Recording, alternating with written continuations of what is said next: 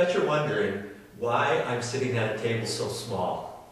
Well, the other day I was talking to a friend of mine, and she wanted me to come over to the church in the little kids multi-purpose room and help her out. We're going to do a project over here, and I'm going to show you around and tell you what we're going to do. Here we have a cinder block wall that's been painted over. I don't like this look very well. It doesn't blend in with the existing walls very good.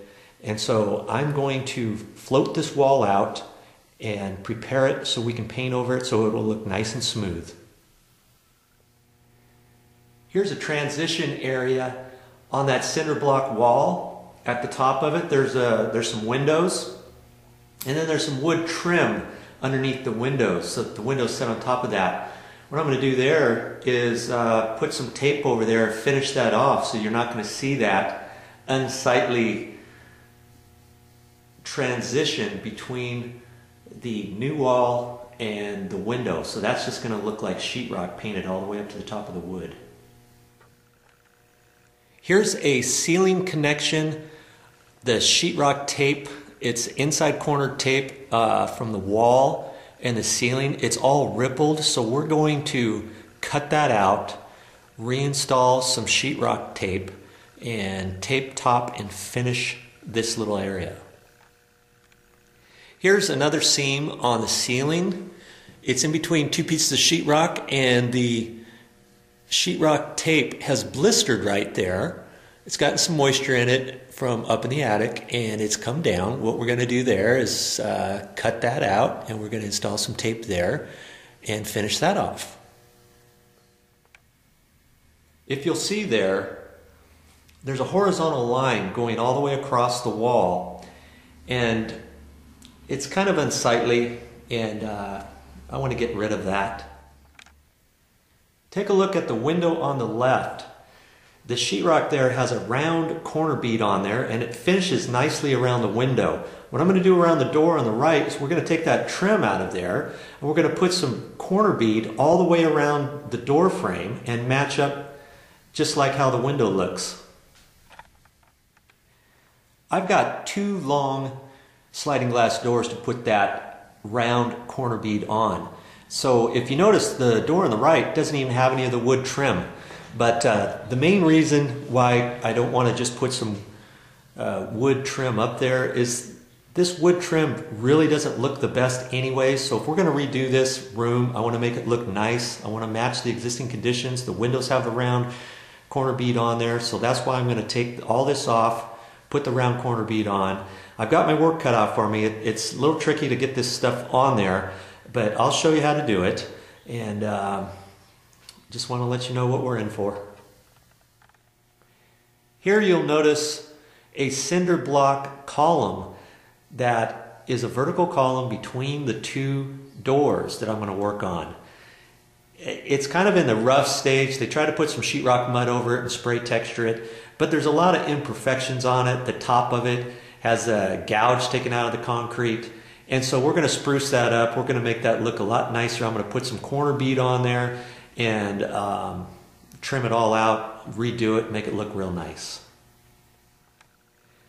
Here's what the walls look like now. The finish is a rough spray texture, and I've looked through the walls and see a lot of imperfections on there.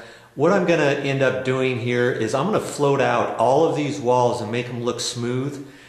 New places usually finish in smooth conditions. It looks a lot nicer, and it'll just be better. There's a lot of places on the walls where people have patched the walls before, then they try to spray texture a patch area here and there, and after you paint you can just see all these little patches everywhere, so all that stuff's going to end up going away.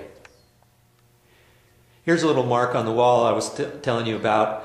It's very difficult to try to patch that and then retexture it over that to match the existing conditions. So once I float the walls out, that's going to end up going away.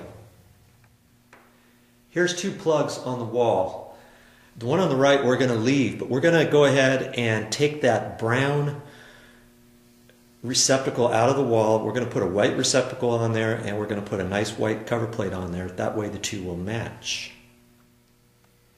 Here we have a light switch that's got paint on it, no cover plate, dark brown light switch.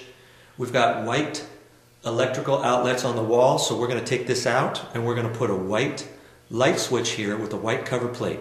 It's always best to match existing conditions whenever you can, so that's what we're going to do here. Make it look nice and pretty. Here's a nice flat screen TV on the wall. We're going to end up taking this down and the supporting bracket behind it so that we can float out this entire wall with sheetrock. We're going to make it nice and smooth, and the TV is just in the way. I don't like to work around things like this. I'm going to take it off. It's going to take a little bit longer, but at least I can finish the wall nicely around the big huge bracket behind the TV, and then I'll be able to prime and paint this wall without worrying about getting anything on the TV. There's a piece of trim missing here, and I'm going to be floating out this entire wall anyway, so I'm going to remove this trim. I looked on the other side of the door opening and it's got a different style of trim anyways, so I'm going to take this all off, match the other side, put some new trim on here, and it's always nice to match existing conditions whenever you can. I don't even want to think about how long this carpet's been down, but it's going to end up going away. It's marked, soiled, you can't get it clean. There's a piece missing over there as well. And we're going to put some planking down, some wood planking. It'll look real nice. There's glue down carpet on the floor. It's soiled and marked. It cannot get clean. It's got wear marks on it. There's carpet that's missing in certain areas. And that's going to go all the way. We're going to put down some nice new wood planking. Here's another area of the carpet that's in bad shape. There's no existing carpet to patch this with, plus when we put the planking down, this is going to go away. We may end up spot patching this area before we install the flooring. See that baseboard? We're going to be removing that too, because we're going to be putting down some wood flooring, and then the baseboard goes on top of that. So we're going to put some nice new baseboard down. So we've got to remove this carefully and do a little bit of prep work, and we'll be putting down some new base. I'm in that same room, and this wall doesn't have any baseboard at all. This was that block wall, and after we finish it, we're going to have to put some baseboard down on that too. I'll show you how to attach the base to this. We won't be using nails, but I'll show you something else we can use. We're in one room of the multi-purpose room, and as you can see, it goes into an adjoining area. So there's two rooms in here. So we're going to have to strategize, figure out how we're going to do this project without shutting down the entire multi-purpose room. You'll notice there's some discolorations on the ceiling. And as I look at this ceiling, it also looks like there's certain areas where there's not enough paint on there, blemishes, and things of that nature. So I'm going to end up re-looking at the ceiling, taping and finishing it a little bit here and there, and then I'll be able to prime it and repaint it to make it look nice and new.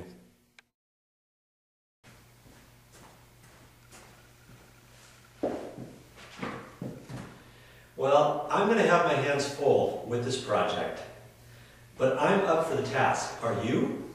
Do you want to learn something? I hope you do. If you do, come with me.